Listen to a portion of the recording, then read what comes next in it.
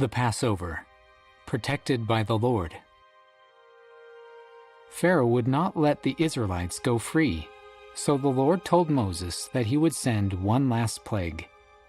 The firstborn child of every family in the land of Egypt would die, even the firstborn of their animals. The Lord promised that if the Israelites followed his instructions, the plague would pass over them and not hurt them. The Lord told each Israelite family to sacrifice a perfect male lamb and paint the blood of the lamb on the doorframe of their houses. The Lord told the Israelites to cook and quickly eat the lamb.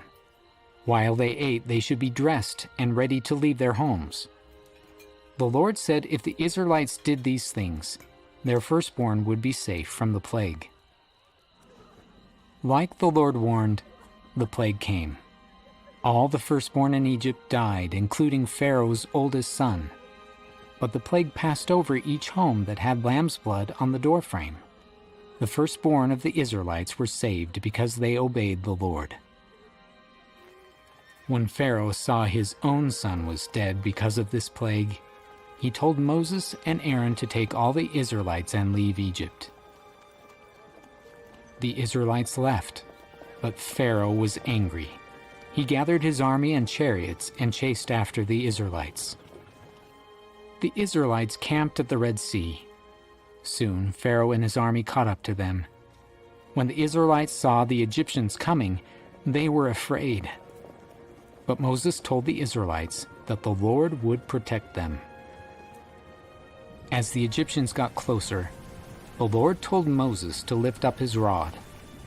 Moses did, and the Lord parted the sea. The Israelites crossed the sea on dry ground.